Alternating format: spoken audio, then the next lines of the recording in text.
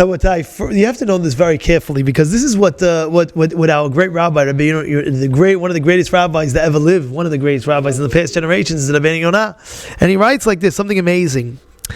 Lahashiv rabim ma'avon kasher tasig yado. Bring people back. If a person, sometimes a person comes to me, he tells me, Rabbi, I was wild, I was this, I was that, back in the day. What's my teshuvah? Of course, we know his teshuvah is leaving his sin, coming back, regretting what you did, never doing it again. All these things are great. But there's other items that you have to understand, and that is, pull back people that you were faltering, unless, for example, a person would always eat non-kosher. They always eat non-kosher. Now, what do?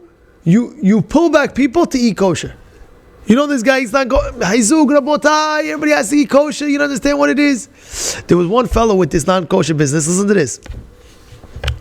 He came to the shul and he spoke about his story. Atash was here when he spoke. So, I won't say his name in public, but he came in and he said for the first time in life he was in a crazy place, and he was with friends, and I'm going to tell you two of them. One story goes that he had literally non-kosher meat. Non-kosher meat. And he ate it. He told me personally, he said he had a flu in his stomach. It's called the stomach flu. You ever hear of it? I never heard it in my life. He said he couldn't eat for 2 days straight, not even water. If he would drink, he would throw it up. So he said, Hashem gave me such sa'ad, I couldn't believe it. I said, because Hashem loves you. He wants you to come back to him. And he said, because of that, he went ahead, and anytime he was with his friends, he says, listen, he would stop them, don't eat non-kosher. Don't do it. It's not worth it. Don't do it. It's not worth it. Don't do it. Because our body is kadosh. Our body is holy. It's like, I'll give you an example. You have a car, right? You go pull up in the car, right? You go fill up gas. You have different types of gas. You have regular, you have ultra, and you have extreme, premium, Our bodies is a Jewish body. It cannot handle certain things in our body. So HaKadosh Baruch Hu says, you can't eat this. You can't handle it. The body can't handle it.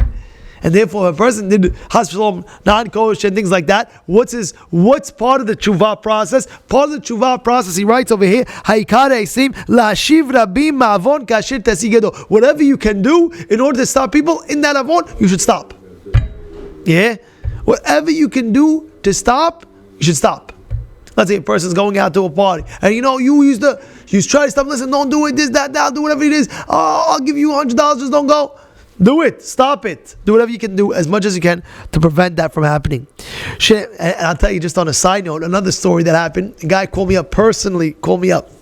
He says, Rabbi, I want to tell you something amazing. I said, yeah, what? He tells me that he